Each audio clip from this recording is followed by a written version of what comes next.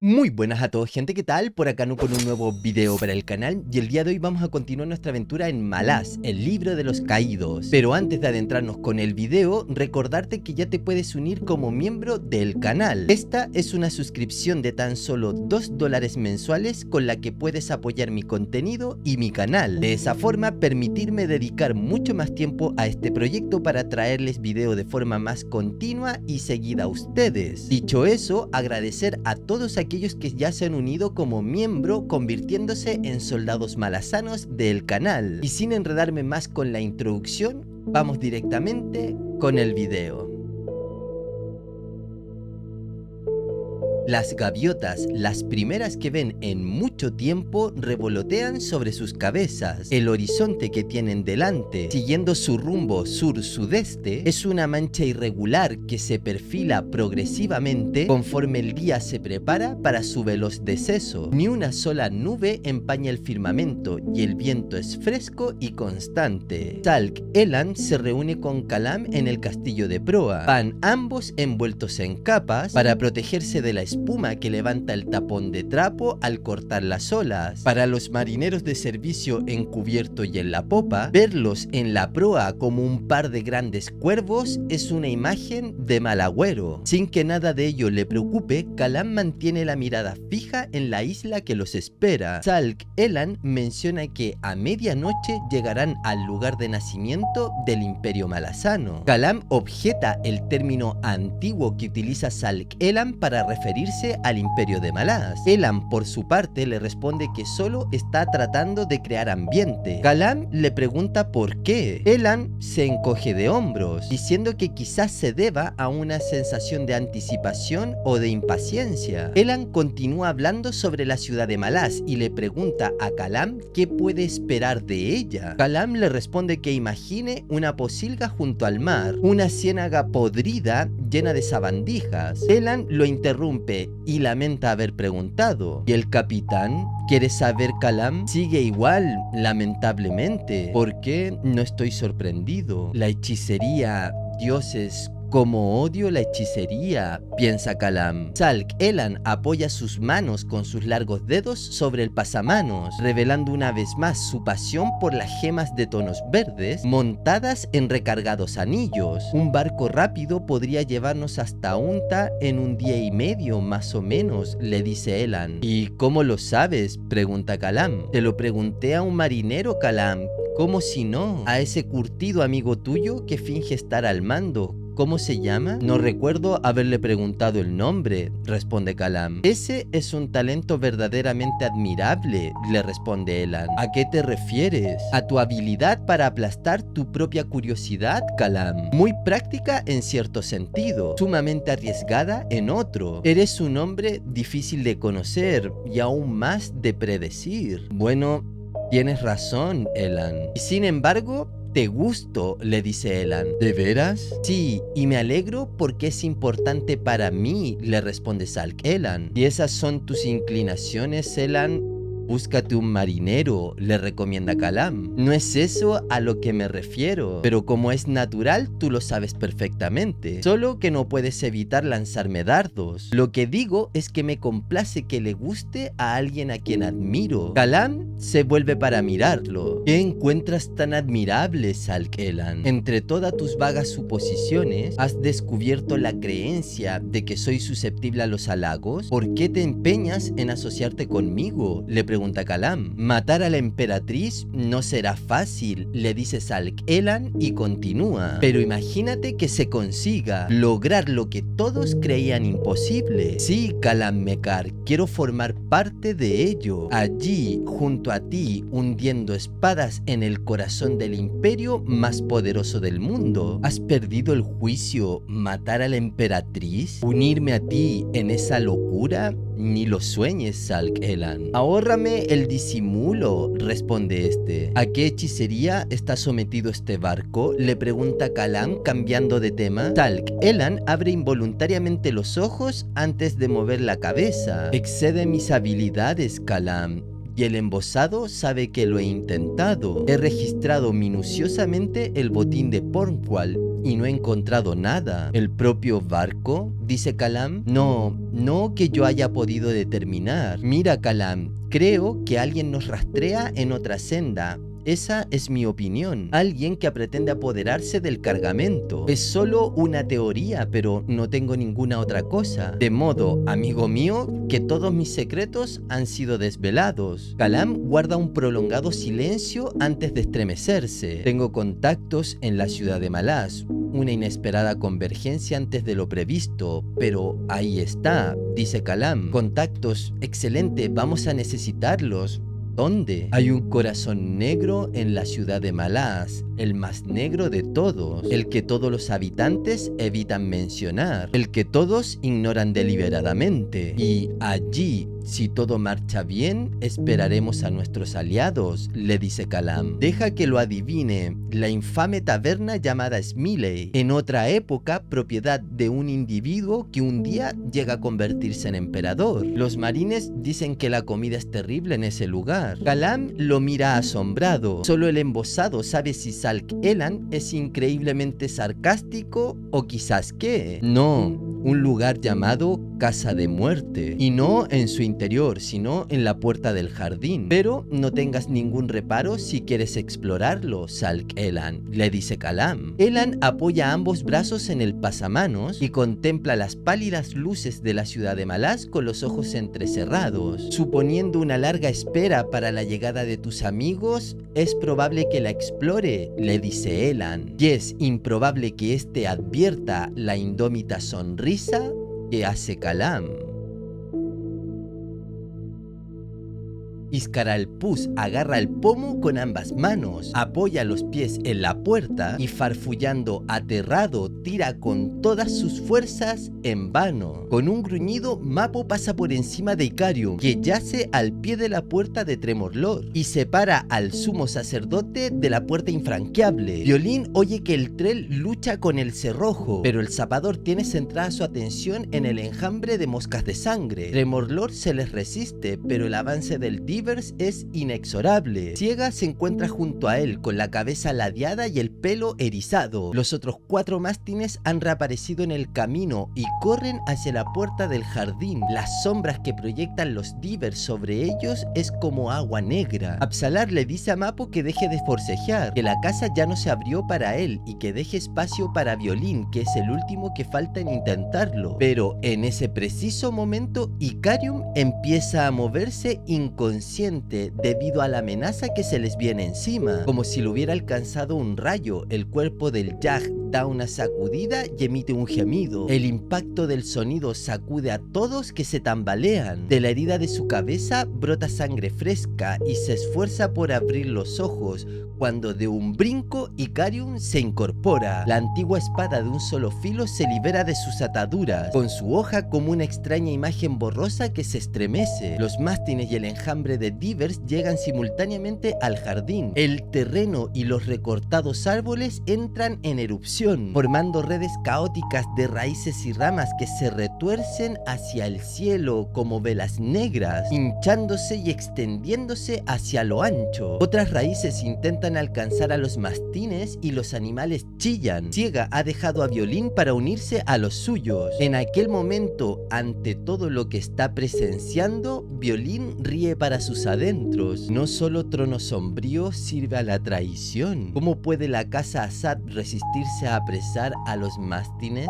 se pregunta. Una mano se posa en el hombro de Violín. El cerrojo prueba con la puerta, Violín, le dice Absalar. Los divers atacan la última defensa desesperada de Tremorlord. La madera estalla. Ve fugazmente a Mapo con los brazos alrededor de Ikarium, el que todavía está semi-inconsciente, sin dejar de sujetarlo a pesar del creciente volumen del lamento y del pujante poder abrumador e inexorable de Ikarium. La presión de este empuja a Violín contra la madera oscura y húmeda de la puerta. Se esfuerza para mover mover sus brazos en dirección al cerrojo, tensando todos sus músculos. Los mastines aúllan desde el extremo más alejado del jardín, con un creciente chillido triunfante e iracundo que tiende al miedo, mientras la propia ira de Ikarium absorbe todo lo demás. Violín percibe que la madera se estremece y el temblor se extiende por toda la casa. El zapador, cuyo sudor está mezclado con las secreciones de Tremorlor, da un último tirón con todas sus fuerzas, la voluntad de triunfar, mover el brazo y agarrar el cerrojo, pero fracasa. A su espalda oye otro ruido escalofriante, el de las moscas de sangre, las que penetran entre las redes de madera cada vez más cerca, solo momentos antes de casi chocar ya con la ira mortal de Ikarium. Entonces despertará el Yag. No hay otra alternativa y nuestras muertes serán lo más insignificante. Assad, el laberinto y todos sus prisioneros. Asegúrate de que tu ira sea meticulosa, Ikarium, por el bien de este mundo y de todos los demás, piensa Violín. Violín siente pinchazos en el reverso de su mano. Por un momento cree que son moscas de sangre, pero tras esos pinchazos percibe un peso. No son picaduras, sino las punzadas de uñas garradas. El zapador ladea la cabeza y ve ante sí la sonriente dentadura de Moby. El familiar se desplaza a lo largo de su brazo, punzando la piel con sus garras. La criatura parece cambiar de enfoque ante los ojos de Violín, y con cada cambio de pronto aumenta intensamente su peso. Moby se desplaza de la mano del zapador a la propia puerta, extiende una diminuta mano arrugada hacia el cerrojo y lo toca. La puerta se abre y Violín cae sobre unas losas húmedas y calientes. Oye gritos a sus espaldas y botas que se arrastran, mientras la casa gruñe por todos lados. Entonces los envuelve el lamento mortal de Ikarium. Tremorlor se estremece. Violín se retuerce hasta quedar sentado en el suelo. Están en el vestíbulo, cuyas paredes de piedra caliza desprenden una luz tenue, palpitante, de color amarillento. Mappo sujeta todavía a Ikarium, y el zapador se percata de que el Trell se esfuerza por sostenerlo. Al cabo de un momento, Ikarium se calma, abandonándose nuevamente a los brazos de su amigo. La luz amarillenta se estabiliza y las propias paredes dejan de temblar. La ira de Ikarium ha amainado. Mappo se deja caer al suelo, con la cabeza gacha sobre el cuerpo inanimado de su amigo. Violín mira lentamente alrededor para comprobar si han perdido a alguien. Absalar está agachada junto a su padre, de espaldas a la puerta ahora cerrada. Azafrán ha arrastrado consigo a un Iskaralpust encogido de miedo. El sumo sacerdote levanta la cabeza y parpadea con incredulidad. Violín le pregunta a Iskaral por los mastines, y este le confirma que han logrado huir, y que pese a la traición de Tremorlor, estos han ayudado a la propia casa contra los Tivers. Absalar, por su parte, menciona que dicha traición quizás solo fue instintiva. Al fin y al cabo, 5 ascendientes presentes en el jardín era un riesgo demasiado enorme para la propia casa. El zapador le comenta a los demás de que no fue él quien abrió la puerta, sino Moby, y se pregunta dónde se ha metido. Absalar le señala a Violín que se encuentra sentado sobre un cadáver. Este mira hacia abajo y descubre que está sentado sobre un montón de huesos y ropa podrida. Se levanta de un salto mientras maldice. Azafrán agrega de que no ve a Moby por ningún lado, pero Violín le afirma que lo vio entrar, por lo cual Azafrán deduce que debe estar explorando la casa. Iskaralpust grita que seguramente Moby está buscando la puerta, la senda de manos. Azafrán lo frena diciendo que Moby es un familiar. Pust lo niega, afirmando que el Bocaralese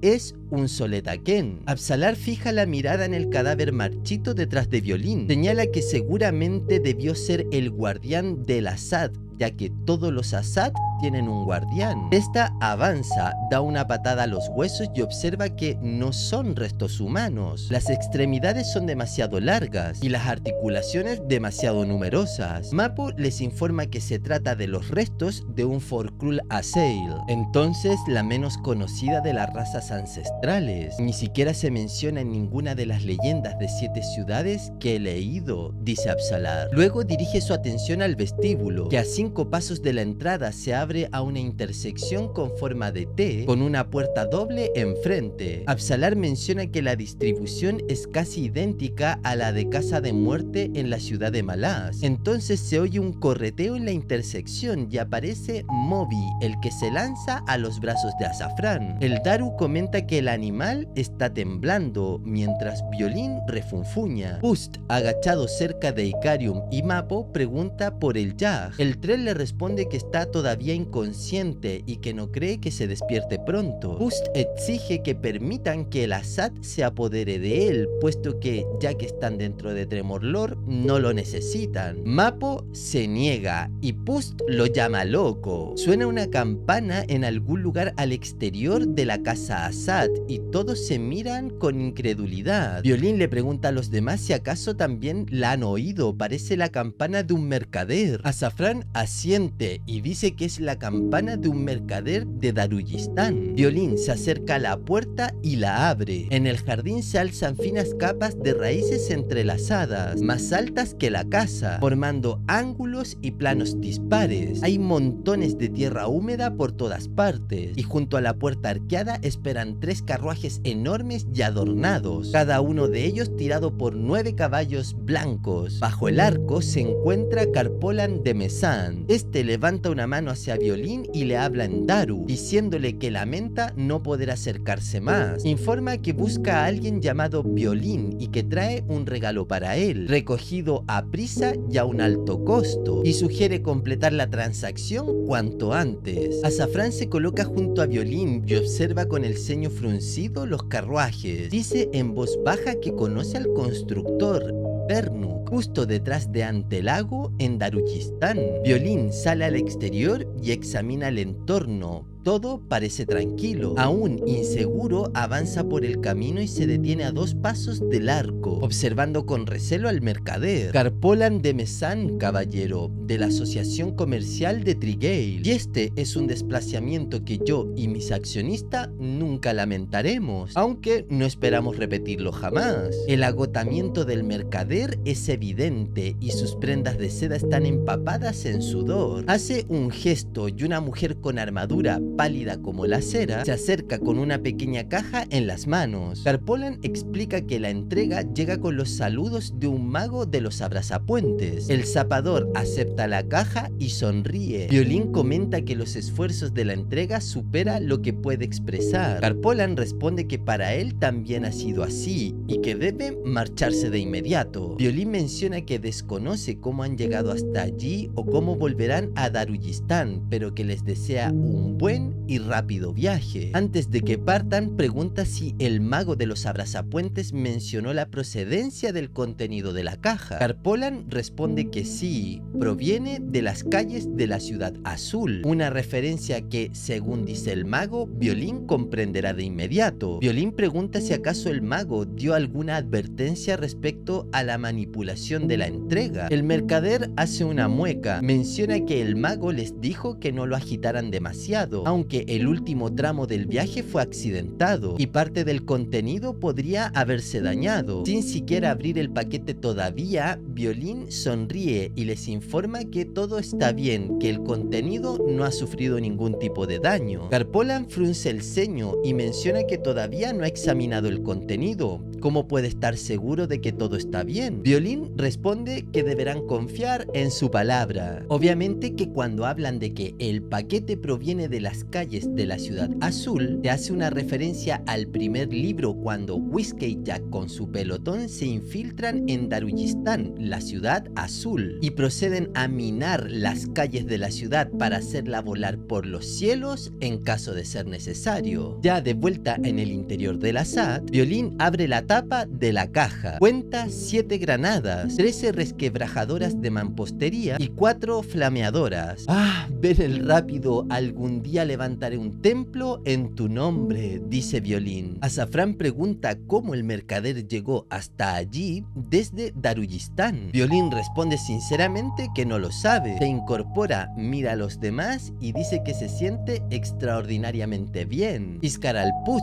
se burla de su optimismo mientras se retira los escasos mechones de su cabeza y señala que el simio, o sea Moby, está empapado de sudor en el regazo del muchacho. Azafrán aparta al familiar y observa el reguero que salpica las baldosas. La criatura sonríe avergonzada. Absalar explica que se trata de un lapsus momentáneo debido a la asimilación de lo sucedido o a un extraño sentido del humor. Pust le pregunta qué quiere decir. Absalar explica que Moby creía haber encontrado la senda. Lo que lo trajo allí fue una antigua promesa de ascendencia. Añade que el bocaral que Azafrán sostiene es demoníaco y que en su verdadera forma podría sostener a Azafrán tal como él lo está sosteniendo ahora. Mappo dice que acaba de comprenderlo. Azafrán le pide que le explique. Absalar empuja el cadáver que tiene a sus pies y señala que Tremorlor necesitaba un nuevo guardián. Azafrán parpadea y vuelve a mirar a Moby en sus manos. Como para confirmar, pregunta si realmente se refieren al familiar de su tío. Absalar le responde que es un demonio, ahora intimidado, pero que eventualmente crecerá para cumplir con su rol de guardián. Violín guarda las municiones de Morand en su zurrón de cuero. Se levanta y se lo echa con cautela al hombro. Declara que ha llegado el momento de encontrar el portal. Absalar les indica el camino hacia la intersección en forma de T, el pasillo de la izquierda y luego dos puertas. La de la izquierda conduce al interior de la torre y al piso superior. Violín la observa unos instantes y asiente. Moby los guía, avanza con un renovado coraje e incluso algo de orgullo. Pasada la intersección, aparece un hueco donde cuelga una armadura de escamas para alguien de más de 3 metros de altura y de gran contorno. A cada lado del hueco hay un hacha de doble filo apoyada contra la pared. Moby se detiene para acariciar con su pequeñita mano una de las botas forradas de hierro y luego continúa el camino como con nostalgia. Al cruzar la puerta penetran en la planta baja de la torre. En el centro hay una escalera de piedra de caracol y al pie de la escalera hay otro cuerpo, el de una joven de piel oscura que parece estar allí desde hace tan solo una hora. Solo viste ropa interior, puesto que la armadura que la cubría ha desaparecido y unas atroces heridas zigzagueantes cubren su esbelto cuerpo. Absalar se acerca a la muchacha y coloca una mano en su hombro. Afirma que la conoce.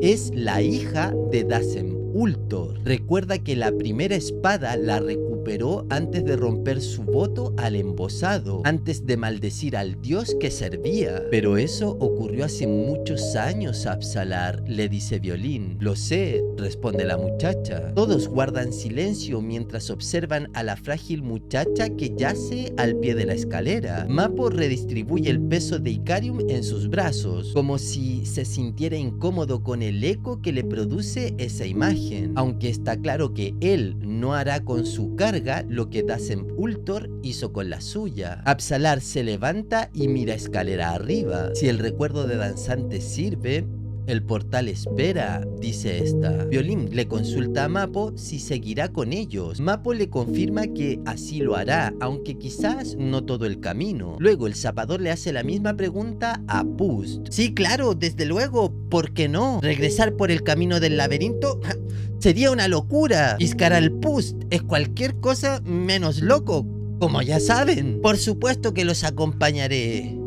Todavía quizás surja la posibilidad de una traición. ¿Traicionar qué? ¿A quién?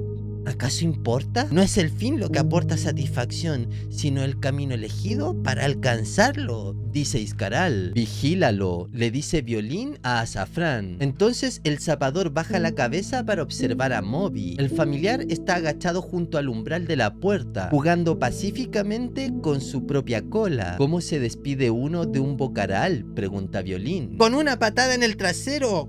¿Cómo si no?, dice Iscaral. ¿Te importaría probarlo con este?, le desafía Violín. El sumo sacerdote frunce el entrecejo y permanece inmóvil. Azafrán se acerca a la pequeña criatura y comprende que Moby estuvo con ellos cuando atravesaban las tormentas de arena, cuando los flanqueaban las batallas que no podían ver, protegiéndolos en todo momento. Violín lo confirma. Azafrán levanta al bocaral en brazos y piensa que quizás se sentirá solo mientras las lágrimas lágrimas corren por sus mejillas. Absalar le pide a Azafrán que observe lo tranquilo que se ve Moby y señala que la criatura parece satisfecha y que en las otras casas Assad existen otros guardianes con los que puede relacionarse. Azafrán asiente, acaricia la cabeza del animal, se levanta y dice que marchen. El Bocaral observa al grupo que sube por la escalera. Al cabo de un momento, allá arriba se produce un destello de luz y todos desaparecen. El Bocaral escucha atentamente ladeando su cabeza, pero no llega ningún otro sonido de la cámara superior. Permanece inmóvil todavía unos minutos, pellizcando perezosamente su propia cola. Luego da media vuelta, corretea hasta el vestíbulo y se detiene delante de la armadura. El descomunal yelmo se inclina con un suave crujido y emite una voz entrecortada. Me alegro de que mi soledad haya terminado, pequeño. Tremorlord te recibe de todo corazón, le dice la voz.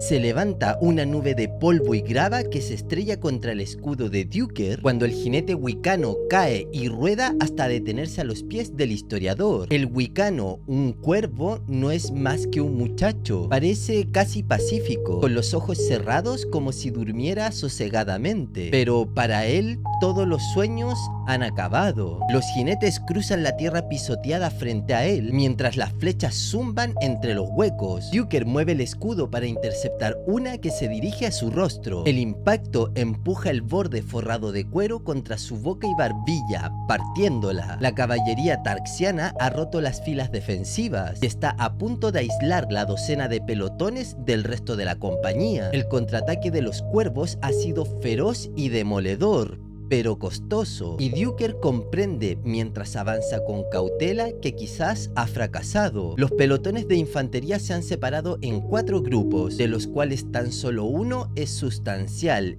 y ahora intentan reagruparse. Apenas una veintena de jinetes cuervos permanecen montados, rodeados por taxianos que los hostigan con espadas de hoja ancha. El suelo está cubierto de caballos que gimen, se retuercen y patean. La grupa de un caballo casi derriba a Duker. Él se aparta, se acerca y empuja la punta de su espada contra el blindaje de cuero del muslo de un tarxiano. Apoya todo su peso y la punta perfora la carne y raspa el hueso. Entonces hace girar la hoja. La espada de doble filo del enemigo desciende y golpea con fuerza su escudo. El historiador se agacha y arrastra el arma trabada. Luego se ensaña contra la cadera del jinete hasta que el caballo del enemigo se desplaza de costado y lo deja fuera de su alcance. Duker levanta la visera del yelmo, parpadea para limpiar el sudor y la suciedad de sus ojos y continúa avanzando hacia el núcleo principal de la infantería. Ya han transcurrido 3 días desde su paso por el valle Sanimon y del sangriento alivio que les había brindado la tribu Kundril. Sus inesperados aliados habían concluido la batalla persiguiendo a las tribus rivales hasta el anochecer, antes de volver a desaparecer y regresar con toda probabilidad a sus propias tierras. Desde entonces no se les ha visto más. Es evidente que la matanza que se produjo ha enfurecido a Corvolodom, porque ahora sus ataques son incesantes. Un combate que ahora ya se prolonga por más de 40 horas, sin indicios de que cese en un futuro próximo. La atribulada cadena de perros es atacada una y otra vez, por los flancos, por la retaguardia y a veces por 2 o 3 lugares a la vez. Lo que no consiguen las hojas, las lanzas y las flechas, lo consigue el agotamiento. Los soldados se desploman con sus armaduras destrozadas e incontables pequeñas heridas que agotan sus últimas energías. Fallan los corazones y se rompen bajo la piel los vasos sanguíneos principales, que producen oscuros moratones, como si las tropas fueran víctimas de una plaga. Las escenas que Duker ha presenciado van más allá del horror, van más allá de su capacidad de comprensión. Duker alcanza la infantería cuando las unidades logran reagruparse formando un círculo de espadas, una muralla que ningún caballo se atrevería a traspasar. Dentro de la formación, un soldado golpea su escudo con la espada y marca el ritmo con gritos. Así nace la llamada rueda, que avanza lentamente mientras los hombres giran al compás, empujando hacia la posición donde el resto de la compañía aún sostiene el flanco oeste de la cadena. Duker marcha con ellos en el borde exterior, rematando a los soldados enemigos heridos que alcanza la formación. La rueda finalmente alcanza la línea y se disuelve entre los suyos, mientras los wicanos espolean sus caballos hacia el sur. Duker se abre paso hasta un claro, baja los temblorosos brazos, escupe sangre y levanta la cabeza. Ante él avanza la interminable masa de refugiados, una procesión exhausta. Cientos de rostros cubiertos de polvo miran hacia la frágil línea de infantería que los protege, la que con cada minuto que pasa se vuelve más delgada,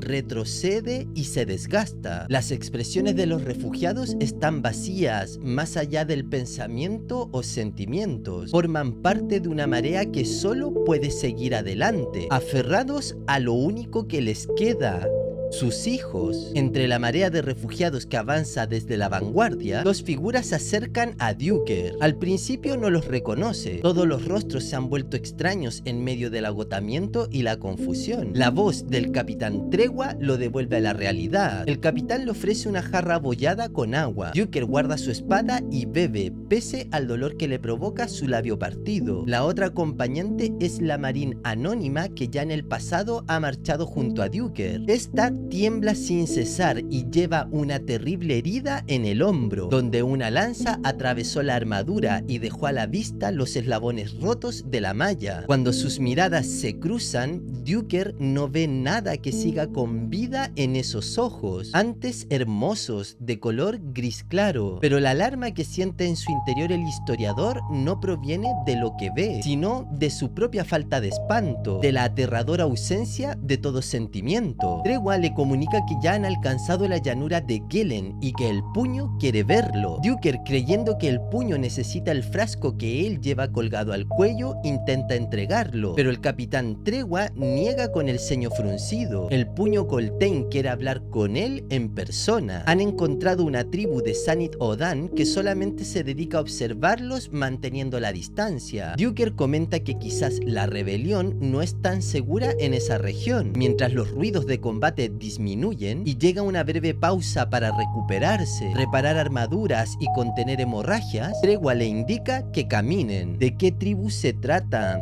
Y lo más importante, ¿qué tiene que ver conmigo?, pregunta el historiador. El puño ha tomado una decisión, le dice Tregua. Algo en esas palabras le produce a Duker un escalofrío. Piensa en indagar un poco más, pero decide no hacerlo. Al fin y al cabo, los detalles de la decisión pertenecen a Coltaine. Ese hombre dirige un ejército que se niega a morir. En 30 horas no hemos perdido ni siquiera a un refugiado por las acciones del enemigo. Solo nos quedan 5000 soldados que escupen a la cara de todos los dioses, piensa Duker. Mientras caminan, Tregua le pregunta por las tribus cercanas a Aren. Duker le responde que no sienten amor por la ciudad, aunque bajo el Imperio Malazano la situación de estas era mucho mejor que la de otras. El Imperio sabe tratar con los territorios periféricos. Los nómadas pagaban tributos moderados y además se les respetaba el derecho a que ellos cobraran pago por el paso por sus tierras. Coltaine lo sabe bien, pero parece que es el capitán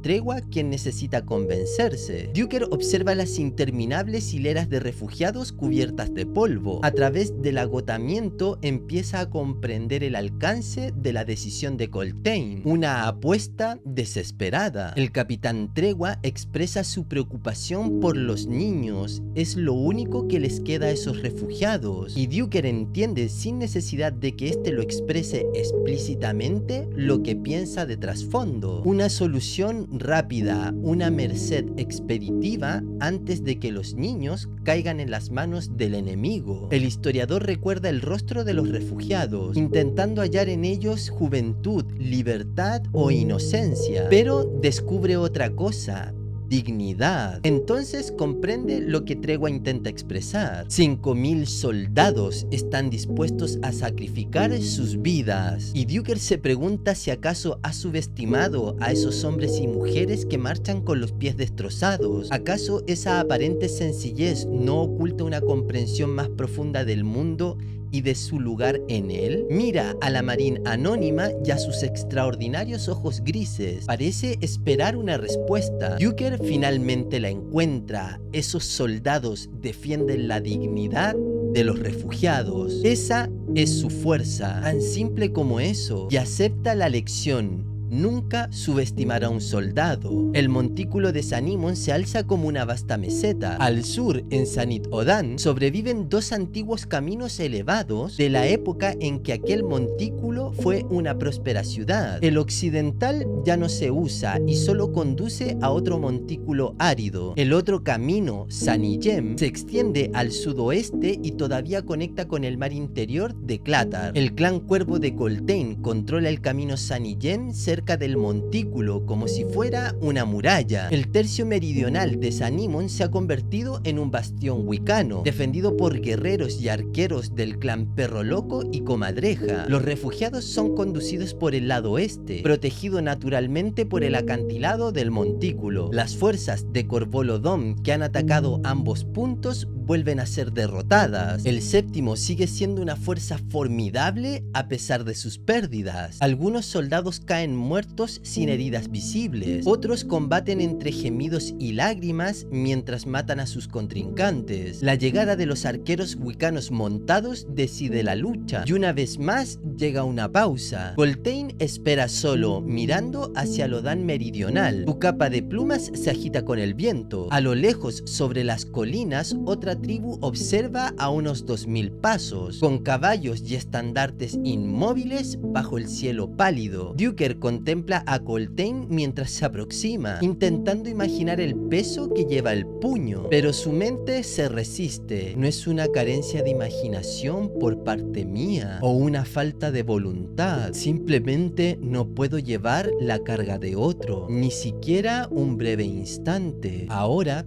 todos nos sumergimos en nuestro propio interior, todos solos, piensa Duker. Coltane observa la distante tribu señalada en los mapas como los Keran Dobri. Duker recuerda que son vecinos reticentes de Aren, pero que el imperio siempre ha cumplido sus tratos con ellos. Coltane permanece en silencio. Mientras tanto, Duker se dirige a la Marine que lo acompaña y le aconseja buscar un curandero. Ella insiste en que todavía puede sostener un escudo, pero él menciona el peligro de infección. Ella abre enormemente los ojos. Duker se queda mudo. Invadido por una oleada de tristeza, deja de mirarla. Comprende que ya se ha entregado a la muerte. El puño rompe el silencio llamando al capitán Tregua y preguntando por los carruajes. El capitán le confirma que están listos y en camino. Coltane asiente entonces a Duker antes de volverse hacia él para comunicarle su decisión. Se le asigna a nada y menos junto a una tropa de 3 clanes wicanos. Tregua informa que el comandante Bastión ha ofrecido a los heridos a evacuar con ellos, pero todos han rechazado la propuesta. La piel alrededor de los ojos de Coltane se tensa ante la noticia, aunque termina asintiendo. El capitán Tregua también añade que el cabo Lista ha rechazado irse. Coltane reconoce que los guerreros que ha escogido dentro de su propia gente no están satisfechos con la orden, aunque de todas formas obedecerán a su comandante. Luego encomienda a Duker su tarea: conducir a los refugiados hasta Aren y dar las órdenes que considere oportunas para cumplir con su misión. El historiador comprende el peso de lo que eso significa. Cuando Duker duda y pregunta qué ocurrirá si alguien los traiciona, Coltane responde con una leve sonrisa que, de ser así, todos se reunirán con el embosado en ese lugar. Si aquello debe terminar, que sea luchando. Duker le pide que resista todo lo que pueda y promete que incluso arrancará el rostro de Pornqual para dar órdenes a través de sus labios si es necesario para que salgan a prestar ayuda. Coltane rechaza la idea. El historiador se lleva entonces la mano a la botella de cristal que cuelga en su cuello, pero Coltane mueve la cabeza deteniéndolo. Este relato es tuyo, historiador, y en estos momentos no hay nadie más importante que tú. Y si algún día ves a Dujek,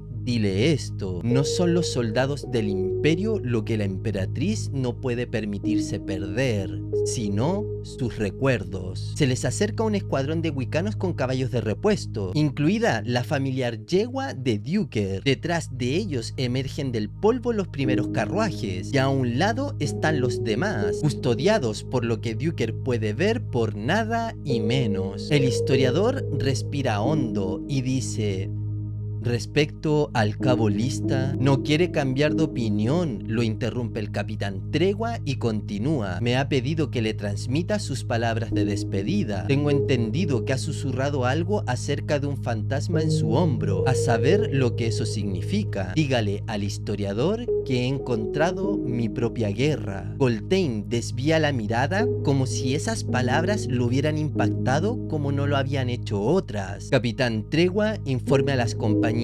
atacamos en menos de una hora, dice el puño. ¿Atacar?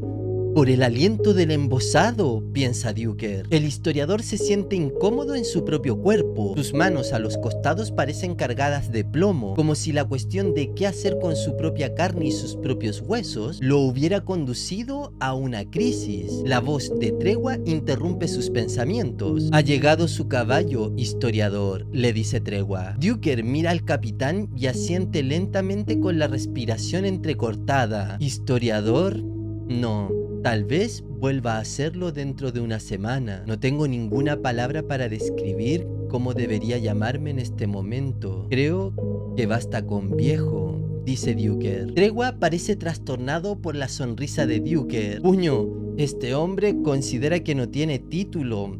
Ha elegido viejo, dice Tregua a Coltaine. Una pobre elección. Los viejos son sabios, no locos. No hay nadie de sus conocidos que dude de quién es y de lo que es. Lo conocemos como soldado. ¿Le ofende ese título, caballero?, le pregunta Coltaine. No, por lo menos no lo creo, responde Duker. Conduzca a los refugiados a un lugar seguro, soldado, le ordena Coltaine. Sí, puño, responde el historiador. Tengo algo para usted, Duker, dice la marín anónima, que le entrega un pedazo de tela. Espere un poco antes de leer su contenido, se lo ruego, añade esta. Duker se limita a asentir mientras se coloca el retal bajo el cinturón. Mira a las tres personas que tiene delante, con el deseo de que Bastión y Lista estuvieran con él, pero no habría despedidas formales, ningún papel cómodo en el que sumirse. Como todo lo demás, el momento es confuso, torpe e incompleto. Móntese en ese escuálido jamelgo y manténgase en el lado ciego del embosado, le dice Tregua. Lo mismo les deseo a ustedes, dice Duker. Imposible, Duker, responde Coltaine entre dientes al tiempo que se gira para mirar al norte y agrega: nos proponemos tallar una senda sangrienta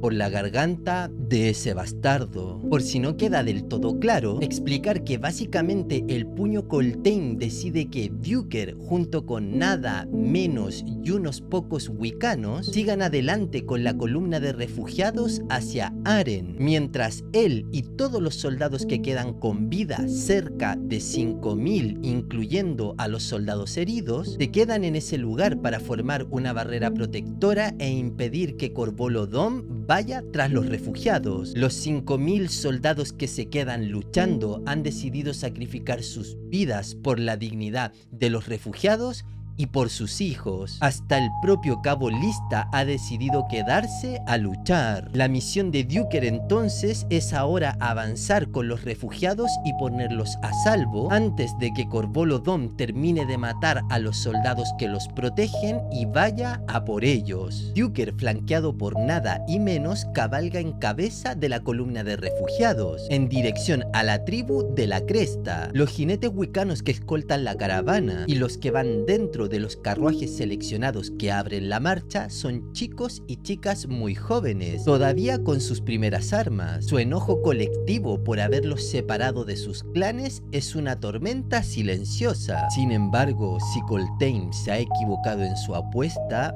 blandirán nuevamente sus armas por última vez. piensa Duker. Dos jinetes queranos, un hombre y una mujer, salen al encuentro de Duker. El historiador le pide a menos que lo acompañe y que nada se quede atrás. Ya frente a ellos, Duker se dirige a la mujer y le solicita paso para la caravana de refugiados y para la pequeña escolta que constituyen ellos. La mujer le pregunta cuánto pagarán para comprar el derecho a paso. El historiador le informa que tiene 41.000 jacatas de plata, juntadas entre todos los soldados del séptimo que las han donado con ese propósito. Además, los clanes wicanos han puesto lo suyo propio: joyas, pieles, herraduras, lo que se traduce en un total de 73.000 jacatas. Ella les dice que rechaza el pago puesto que lo considera excesivo. Nada le pide que tome lo que considere justo y que el resto se lo queden como un pago para que los queranos los escolten. La mujer acepta, pero no hasta Aren. Los escoltarán hasta el pueblo llamado Balan y hasta el principio de la ruta conocida como el Camino de Aren. Además, también les venderán comida y cuidados sanitarios. La pareja de jinetes regresa junto a los suyos. Duker los observa un momento, luego da media vuelta y se levanta sobre los estribos. Al norte, en la lejanía, por encima de Sanimon, se ve una nube de polvo. Menos, ¿puedes mandarle un mensaje a Coltaine?, pregunta el historiador. Sí, puedo transmitirlo. Dile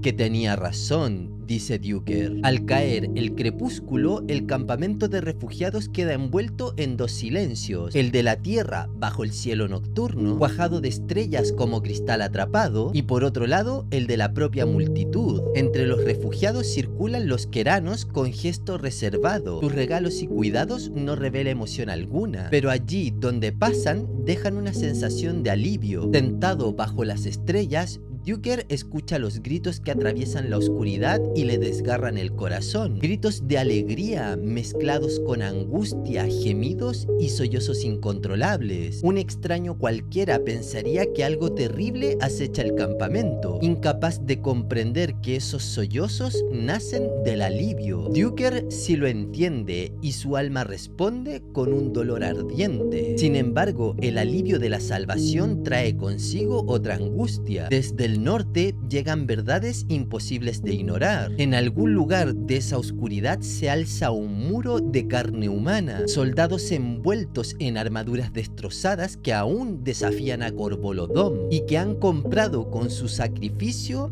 aquella salvación de los refugiados. Duker no puede apartar ese conocimiento de su mente. Los matorrales susurran a su lado y una presencia conocida se agacha junto a él. Es Menos. Cuando Duker le pregunta por Coltaine, la hechicera le responde con un suspiro que el vínculo se ha roto. El historiador se queda tenso y tras un momento pregunta si eso es el final. Menos admite que no lo sabe. Nada continúa esforzándose por retomar el contacto con Coltaine, pero el cansancio que sufre debilita los lazos de sangre. Aún así, ninguno de ellos ha percibido el grito de muerte que sin duda sentirían si Coltaine hubiera caído. Duker sugiere que tal vez lo han capturado. Menos teme que si Corbolodom llega por la mañana, los queranos pagarán caro su ayuda. Además, aunque alcancen Balan y el camino de Aren, todavía deberán recorrer 15 kilómetros sin escolta hasta la ciudad. Duker comparte esas inquietudes. Entonces ambos escuchan voces que se aproximan desde el campamento. Un grupo de personas llega discutiendo, aunque se callan al acercarse. Duker y Menos se levantan. El noble Nedpara, acompañado de Pulik Alar y otros miembros del consejo, anuncia que algunos de ellos han comprado caballos frescos a los queranos para sus carruajes y que desean partir de inmediato hacia Aren. Aseguran que una vez allí insistirán ante el puño supremo para que envíe tropas en ayuda del resto de refugiados. Duker pregunta dónde está Tumlit y se entera de que ha muerto de enfermedad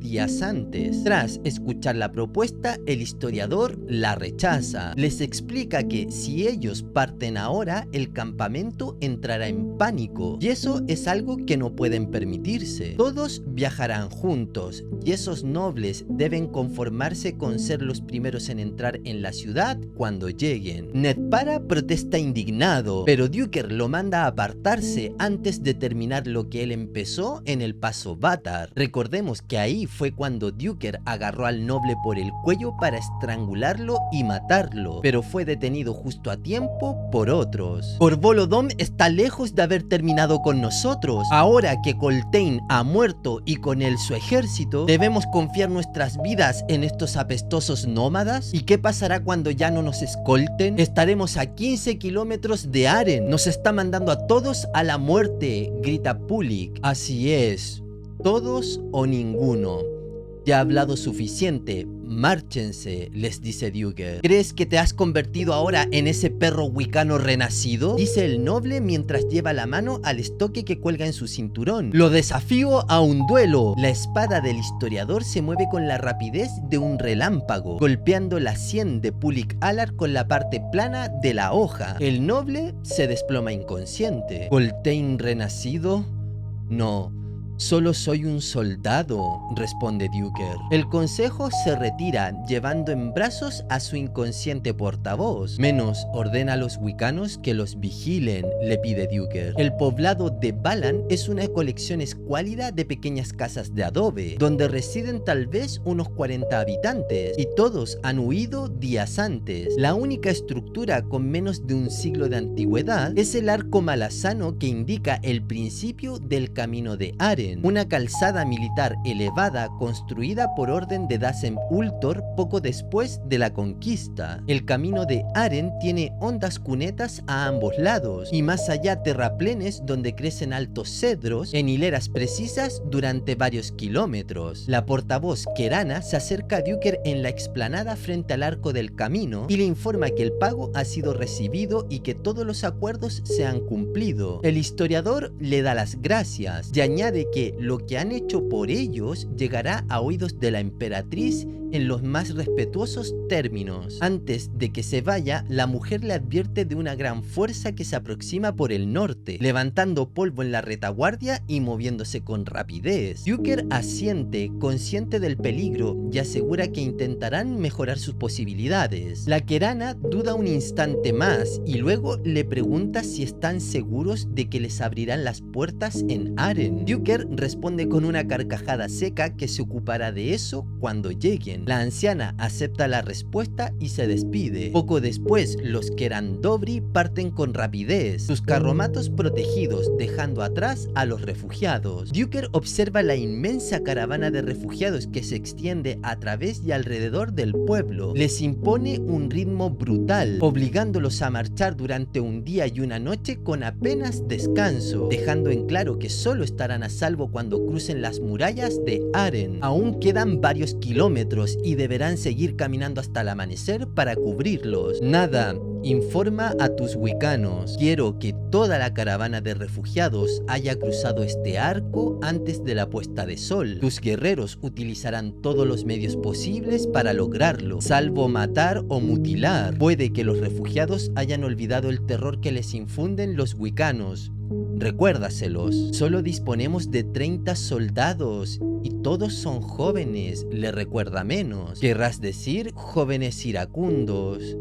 Bien, ofrezcámosles la oportunidad, dice Duker. El camino hacia Aren facilita el avance de la caravana, pues su primer tramo, llamado la rampa, desciende suavemente hacia la llanura donde se alza la ciudad. Al este se extiende una hilera de colinas cónicas que alcanzan casi hasta la muralla norte, pero no son formaciones naturales, sino fosas comunes surgidas de la antigua matanza de los Telanimas en los tiempos del emperador Kellanber. La más cercana a la ciudad es también una de las mayores, y en ella yacen las familias dominantes, el Santo Protector y los Faladán. Duker deja que nada conduzca la caravana desde el frente. Él, junto con Menos y 3 wicanos, se ubican atrás del todo, donde termina por quedarse ronco, asusando a los refugiados más débiles y más lentos. Es una labor penosa y dejan atrás más de un cadáver que no ha resistido el ritmo. Mientras tanto, al norte y ligeramente al este, este, las nubes de polvo del enemigo se aproximan con constancia implacable. Menos observa que el enemigo no ha tomado el camino principal, sino que avanza a través del campo, lo que los ralentiza. Duker señala que en los mapas con los que disponen no se reflejan esas colinas que tienen que atravesar, las muestran solo como una llanura, y quizá eso les ha otorgado ventaja. Desde la vanguardia llegan tenues gritos de guerra. Han avistado a Aren, nada me lo muestra a través de sus ojos, le dice Menos. ¿Y las puertas, quiere saber el historiador? Cerradas, responde con el entrecejo fruncido. Duker lanza una maldición y avanza con su yegua entre los rezagados. ¡Se ha avistado la ciudad!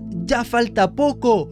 ¡Muévanse!, los anima Duker. De algún lugar oculto e inesperado surgen reservas de energía en los refugiados como respuesta a las palabras del historiador. Una pequeña aceleración de paso, de anticipación y de miedo. El historiador gira sobre su montura y ve la nube de polvo del enemigo. Está más cerca, pero no tanto como debería. ¿Menos están los soldados sobre las murallas de Aren?, pregunta Duker. Sí, codo con codo. ¿Las puertas se abren? No, responde. ¿A qué distancia se halla la vanguardia?, quiere saber. 1000 pasos, y ahora la gente se ha echado a correr, dice Menos. En nombre del embosado, ¿qué diablos les ocurre? El historiador examina una vez más la nube de polvo. Por la pezuña de Fener. Menos, reúne a tus wicanos y cabalga hacia Aren. ¿Y qué harás tú?, quiere saber ella. Al embosado conmigo, maldita sea. Vete, salven a sus niños, le ordena Duker. Menos titubea, pero obedece. Ustedes tres, vengan conmigo, les ordena Menos a los jóvenes wicanos. Duker los observa alejarse por el borde del camino con sus agotados caballos, adelantando a refugiados doblados y tambaleantes. Los refugiados más ágiles se han adelantado, alargando la caravana. El historiador está rodeado de ancianos, cuyos pasos son, cada uno de ellos, una tortura. Muchos se limitan a detenerse y sentarse en la calzada a esperar lo inevitable. Duker les grita, los amenaza, pero todo en vano. Ve a un niño de no más de 18 meses que deambula perdido, con los brazos extendidos, los ojos secos y terriblemente silencioso. Duker se acerca, se inclina sobre su montura y levanta al niño con un brazo. Sus diminutas manos se agarran a los jirones de su camisa. La última línea de túmulos separa ahora la cola de la caravana del ejército que los persigue. El avance no se ha detenido y es la única prueba que tiene el historiador de que las puertas de la ciudad se han abierto para acoger a los refugiados. O quizás es todo lo contrario. Los refugiados se dispersan frenéticamente a lo largo de las murallas. Pero no. Eso sería una traición más allá de la demencia, piensa Duker. La puerta norte, flanqueada por dos sólidas torres, está abierta hasta 3/4 partes de su altura, con el último cuarto inferior convertida en una bulliciosa masa de personas abarrotadas que, presas del pánico, se empujan y pisotean entre sí. Pero la fuerza de la oleada es demasiado grande, demasiado inexorable para cortarles ahora el ingreso. Como fauces gigantescas, Aren se traga a los refugiados. Los wicanos cabalgan a ambos lados de la columna, intentando desesperadamente contener el río humano. Y ahora Duker alcanza a ver a soldados con el uniforme de la guarnición de Aren que colaboran en el esfuerzo. ¿Y el ejército propiamente dicho? ¿Dónde está el ejército del puño supremo?, piensa el historiador. Están sobre las murallas, solo observando, hileras tras hileras de caras, soldados que se empujan para tener una mejor vista. Las plataformas superiores de las torres de la puerta están ocupadas por individuos de resplandeciente uniforme, que contemplan a la muchedumbre desaliñada y hambrienta que entran en tropel a gritos en la ciudad. De pronto aparecen miembros de la guarnición de la ciudad entre los últimos refugiados que todavía se mueven. Por todos lados a su alrededor, Duker ve soldados de mirada adusta que levantan personas en brazos y las llevan corriendo al interior de la ciudad. Al ver que uno luce la insignia de capitán, Duker se acerca hasta él. ¡Tú! «Toma a este niño», le dice Duker. El oficial extiende los brazos y toma al niño silencioso. «¿Eres Duker?», pregunta el capitán. «Sí, soy yo. Debes presentarte inmediatamente ante el puño supremo, ahí, en la torre de la izquierda». «Ese bastardo tendrá que esperar», refunfuña Duker y continúa. «Primero me aseguraré de que haya entrado hasta el último refugiado. Ahora corre, capitán, pero dime tu nombre, porque puede que este niño todavía tenga un padre o una madre que lo busque». «Soy el capitán Kenneth, señor, y hasta entonces juro que me ocuparé de los últimos refugiados». Este titubea, extiende la mano y toma la muñeca de Duker. «Señor», dice. «¿Qué?», le pregunta Duker. Lo siento mucho», dice Kenneth. «Tu lealtad es para con la ciudad que has jurado defender», le dice Duker. «Lo sé, pero esos soldados sobre la muralla están tan cerca como se les permite, si comprende a lo que me refiero, y eso no les satisface. No son los únicos. Ahora vete, capitán Kenneth», le dice el historiador. Recordemos que el capitán Kenneth fue el capitán que caminó junto a Kalam por la senda imperial, junto a su esposa y su familia, dentro del grupo en el que estaba también Minala. Duker es el último. Cuando por fin se vacía la puerta, no queda un solo refugiado que respire fuera de la muralla, salvo en la distancia, sentados todavía sobre los adoquines, incapaces de moverse, dando sus últimos suspiros, demasiado lejos para ser rescatados, pues es obvio que los soldados de Aren han recibido órdenes rigurosas de solo alejarse hasta cierta distancia de la puerta. A 30 pasos de la puerta y con una fila de soldados vigilándolo, Duker gira por última vez su caballo, mira hacia el norte, primero a la nube de polvo que asciende ahora sobre el último túmulo de mayores dimensiones, y luego más allá a la reluciente lanza que es el torbellino que se alza hacia el cielo. El ojo de su mente lo lleva todavía más lejos, al norte, al este, cruzando ríos, llanuras y estepas, hasta una ciudad en otra costa, pero de poco le sirve el esfuerzo, demasiado para comprender, demasiado veloz, demasiado de inmediato este fin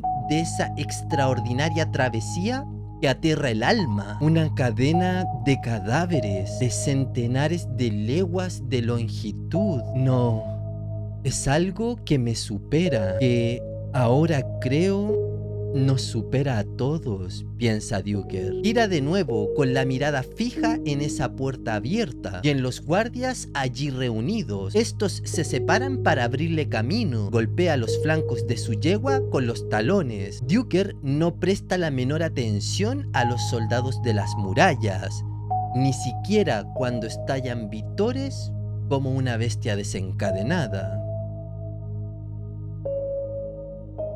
Las sombras fluyen en oleadas silenciosas sobre las estériles colinas. El reluciente ojo de la Aptoriana escudriña un momento más el horizonte. Luego el demonio agacha su alargada cabeza para mirar al niño acurrucado junto a su brazo. Él también examina el inquietante paisaje del reino de sombra, con su único ojo que brilla bajo una gran ceja. Después de un momento levanta la cabeza y su mirada se cruza con la del demonio. ¿Estamos en casa, madre?, pregunta el niño. Mi colega siempre subestima a los habitantes naturales de este reino, dice una voz a una docena de pasos. Ah, ahí está el niño. El chico vuelve la cabeza y ve a un hombre alto, vestido de negro, que se acerca. Aptoriana, tu generosa recomposición de este chico, por bien intencionada que haya sido, no le causará más que cicatrices internas en los años venideros. La Aptoriana chasquea y bufa a modo de respuesta. Pero has conseguido lo contrario, querida, ya que ahora no es ni lo uno ni lo otro. El demonio habla de nuevo. El hombre ladea la cabeza, la observa largo rato y luego le brinda media sonrisa. Presuntuoso de tu parte. Muy bien. Hola, dice este agachándose hacia el pequeño. El niño le devuelve tímidamente el saludo. Con una última ojeada a la Aptoriana que deja traslucir su enojo, el hombre le ofrece la mano al niño. Yo soy el tío Cotillón, se presenta. No puedes serlo, le dice el niño. ¿Y por qué no? Tus ojos son diferentes, muy pequeños. Dos en pugna para ver como uno. Creo que deben ser débiles. Cuando te acercabas, has atravesado un muro de piedra y luego unos árboles, agitando el mundo de los fantasmas, como inconsciente de su derecho a vivir aquí, le comenta el chico. Los ojos de Cotillón se agrandan. Muro, árboles. ¿Acaso ha perdido el juicio?, le pregunta Cotillón a la Aptoriana. El demonio le ofrece una cumplida respuesta y Cotillón palidece. Por el aliento del embosado, musita antes de volver a mirar al niño con asombro. ¿Cómo te llamas, muchacho?, pregunta Cotillón. Panek, contesta el niño. Entonces tienes un nombre. Dime, ¿qué más recuerdas de tu otro mundo?, le pregunta Cotillón. Recuerdo que me castigaban, me decían que permaneciera cerca de mi padre. ¿Y qué aspecto tenía tu padre? No lo recuerdo, no recuerdo ninguna de sus caras. Esperábamos para ver qué harían con nosotros, pero luego se llevaron a los niños, separándolos de los adultos. Los soldados empujaron a mi padre y lo arrastraron en dirección contraria. Se suponía que debía quedarme cerca de él, pero me fui con los otros niños. Me castigaron a todos los niños por no hacer lo que nos mandaban. Cotillón entrecierra los ojos. No creo que tu padre pudiese hacer nada, Panek. Pero los enemigos también eran padres, ¿comprendes? Madres y abuelas, todos muy enojados con nosotros. Nos quitaron la ropa, la sandalia, nos lo quitaron todo. Estaban furiosos. Luego nos castigaron. ¿Y cómo lo hicieron?, quiere saber Cotillón. Nos crucificaron. Cotillón guarda un profundo silencio. Entonces, ¿eso lo recuerdas? Sí, y prometo hacer lo que me manden. A partir de ahora, lo que ordene mi madre. Lo prometo, dice Panek. Panek, escucha atentamente a tu tío. No te castigaron por no hacer lo que te habían mandado. Escúchame, es duro, lo sé, pero intenta comprenderlo. Te hicieron daño porque podían hacerlo, porque no había nadie allí capaz de impedirlo. Tu padre lo habrá intentado, estoy seguro de ello, pero al igual que tú, estaba indefenso. Ahora estamos aquí contigo, tu madre y tu tío Cotillón. Estamos aquí para asegurarnos de que nunca más vuelvas a quedar indefenso. ¿Lo entiendes? Panek levanta la cabeza para mirar a su madre, la que chasquea con ternura. Entendido, dice el niño. Nos enseñaremos mutuamente, muchacho. Panek frunce la frente. ¿Qué puedo enseñarte yo? Cuéntame lo que ves aquí, en este reino. Tu reino de fantasmas, lo que fue morada de sombra.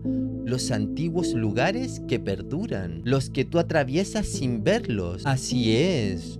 Muy a menudo me preguntaba por qué los mastines nunca corrían en línea recta. ¿Mastines?, pregunta el chico. Tarde o temprano los conocerás, Panek. Todos ellos chuchos muy cariñosos, le dice Cotillón. Me gustan los perros, sonríe Panek exhibiendo sus afilados colmillos. Estoy seguro de que tú también les gustarás, agrega Cotillón con una pequeña mueca antes de recomponer su expresión y mirar a la Aptoriana. Tienes razón, no puedes hacerlo sola. Deja que Amanas y yo nos lo pensemos. Ahora tu madre tiene otras labores que atender, prosigue dirigiéndose nuevamente al chico. Deudas que saldar.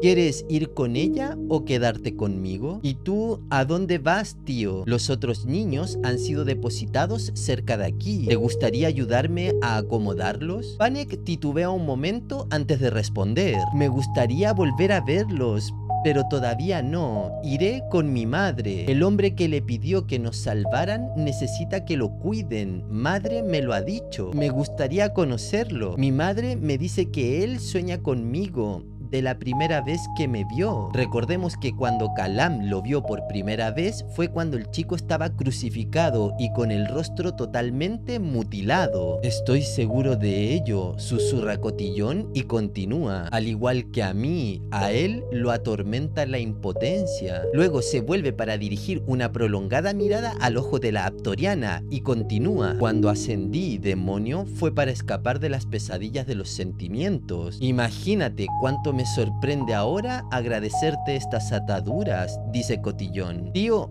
¿tienes hijos?, le pregunta de pronto Panek. Cotillón hace una mueca y desvía la mirada. Una hija. En cierto modo, me temo que nos hemos enemistado, le responde. Entonces debes perdonarla.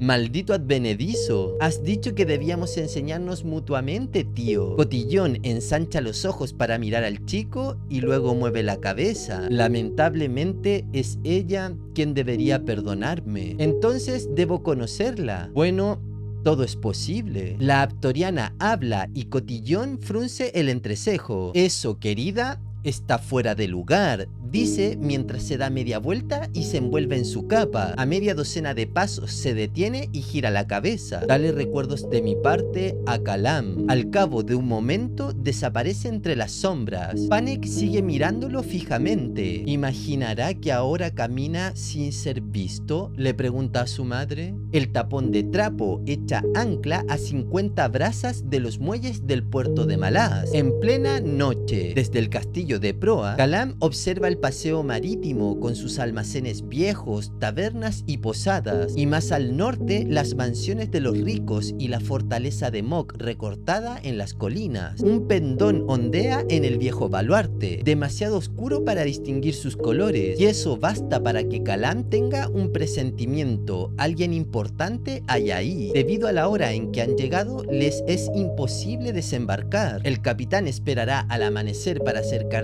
al barco y revisar el estado de los marines. Las campanadas de medianoche acaban de sonar y Kalam reconoce con fastidio que el cálculo de Salk-Elan ha sido acertado. Han llegado justo a medianoche. Esta escala en Malás no estaba en el plan original. Kalam pensaba esperar a Violín en Unta para ultimar los detalles, y Ben el Rápido había sugerido que el zapador podría llegar a través de la Casa de Muerte, aunque siempre esquivaba las explicaciones concretas. Kalam ha comenzado a considerar Casa de Muerte como una posible vía de escape si es que algo sale mal, aunque solo como último recurso. Nunca ha confiado en los Assad, convencido de que lo que parece benigno esconde los peligros más mortales. A su espalda reina un silencio que le parece llamativo. La tripulación se ha dormido en cubierta con una rapidez inusual. El barco permanece inmóvil. Kalam apoya las manos en el pasamanos y contempla la bahía, los buques oscuros en sus atracaderos, el muelle imperial vacío donde el acantilado toca el mar. Los olores del puerto le llegan entonces: aguas residuales, podredumbre, agua salobre y el acre aliento del río que desemboca en la bahía. Fija la mirada en la línea irregular de edificios frente al mar y sabe que a pocas calles de ahí, entre bloques de pisos y pescaderías, se levanta la Casa de Muerte, ignorada por todos, de aspecto abandonado, con su jardín lleno de maleza, sus piedras negras cubiertas de enredaderas y las ventanas de sus dos torres completamente a oscuras. Kalam frunce el entrecejo, contempla sus manos con la intención de levantarlas del pasamanos. Nada, estas no se mueven. Intenta retroceder, pero sus músculos se niegan a obedecer. Empieza a sudar y las gotas ruedan bajo su ropa. Esto es una verdadera ironía, amigo mío. Compréndelo, es tu mente la que te ha traicionado. La mente formidable y letal del asesino Kalam Mekar. Salk-Elan se coloca a su lado examinando la ciudad. Debes saber que hace mucho tiempo que te admiro. Eres una auténtica leyenda, el mejor asesino que la garra haya tenido jamás.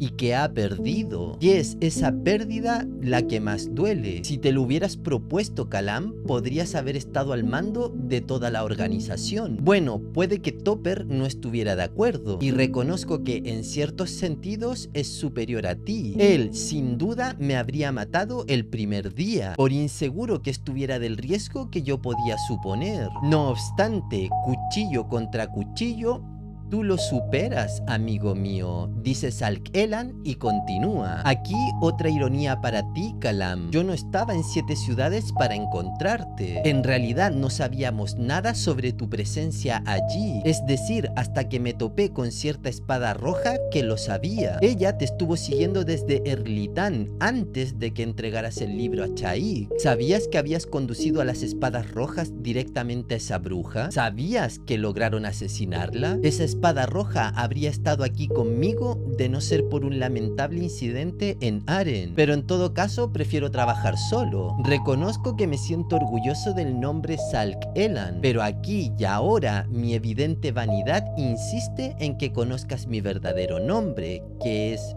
Perla. Me desconcertaste solo una vez, con aquella astuta sugerencia de que tal vez Ben el Rápido se escondía en tu equipaje. Casi sentí pánico, hasta que me percaté de que, si fuera cierto, yo estaría muerto, arrojado por la borda para alimentar a los tiburones. Nunca debiste haber abandonado la garra, Kalam. No nos sienta nada bien el rechazo. La emperatriz quiere verte, ¿sabes? En realidad quiere mantener una conversación contigo antes de despellejarte vivo, supongo. Es lamentable que las cosas no sean tan sencillas, ¿no te parece? En fin, aquí estamos. Kalam ve de reojo que el hombre a su lado desenfunda una daga. Son las leyes inmutables de la garra. Tú lo sabes, una en particular que estoy muy seguro que conoces a la perfección. La hoja penetra hondo en el costado de Kalam, con un dolor apagado y lejano. Perla retira el arma. No es una herida mortal, solo provoca una gran pérdida de sangre, una herida debilitante, por así decirlo. ¿No te parece que la ciudad de Malaz está tranquila esta noche? Pero realmente no es sorprendente. Hay algo en el aire que todo matón, ladrón y granuja percibe, y todos ellos mantienen la cabeza gacha. Te esperan 3 manos de la garra, Kalam, anhelando que empiece la caza. Es una ley inmutable, Kalam. En la garra nos ocupamos de los nuestros. Aclarar que una mano de la garra es un grupo constituido por 5 integrantes, o sea, 5 garras. Y Perla le menciona a Kalam que 3 manos, o sea, 15 garras, van a estar cazando a Kalam en la ciudad de Malaz. Y podemos suponer, por supuesto, que no van a ser 15 de los integrantes más débiles. Perla agarra al asesino y continúa. Despertarás en contacto con el agua, amigo mío. Reconozco que tienes por delante una buena distancia a nado, especialmente con esa armadura que llevas puesta. Y obviamente la pérdida de sangre no te ayudará. Además, esta bahía es archiconocida por sus tiburones. Pero confío plenamente en ti, Kalam. Sé que llegarás a tierra, por lo menos eso.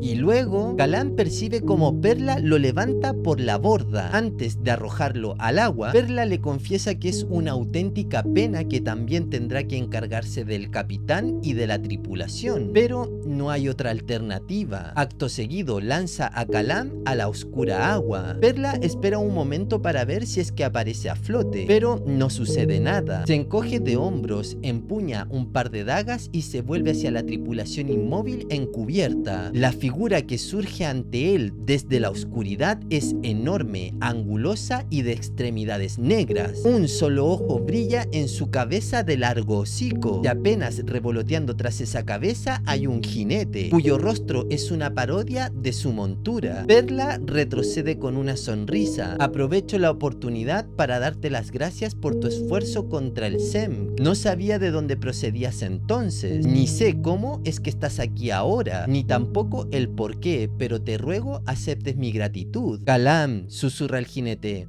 Estaba aquí hace un momento. Perla entrecierra los ojos. Ah, ahora comprendo. No era a mí a quien seguías, ¿no es cierto? No, claro que no. Qué bobada por mi parte. Pues bien, para responder a tu pregunta, niño, Kalam se ha ido a la ciudad. La arremetida que emprende el demonio lo interrumpe. Perla se agacha bajo sus fauces evitando su mordedura y se pone directamente en la trayectoria del barrido de su zarpa. El impacto lanza la garra más de 6 metros de distancia. Perla se estrella contra un bote amarrado, se disloca un hombro y siente un intenso dolor. Rueda por el suelo y se queda sentado. Observa al demonio que se le acerca. Veo que he encontrado un digno rival, susurra Perla y continúa. Muy bien, entonces prueba esto, dice al tiempo que se lleva la mano bajo la camisa. La diminuta botella que lanza sobre la cubierta se rompe entre ambos. De ella sale humo que empieza a fusionarse. El demonio Kenrila parece ansioso, ¿no crees? Bien, creo que dejaré que resuelvan esto entre ustedes. Hay cierta taberna de Malaz que me muero por ver, dice Perla mientras se levanta con esfuerzo. Este hace un gesto y se abre una senda. Pasa a través de ella y el portal se cierra. La Aptoriana observa al demonio imperial tomar forma. Es una criatura el doble de su peso, enorme y bestial. El niño baja la mano y da unos golpecitos sobre el único hombro de la Aptoriana. Démonos prisa con este,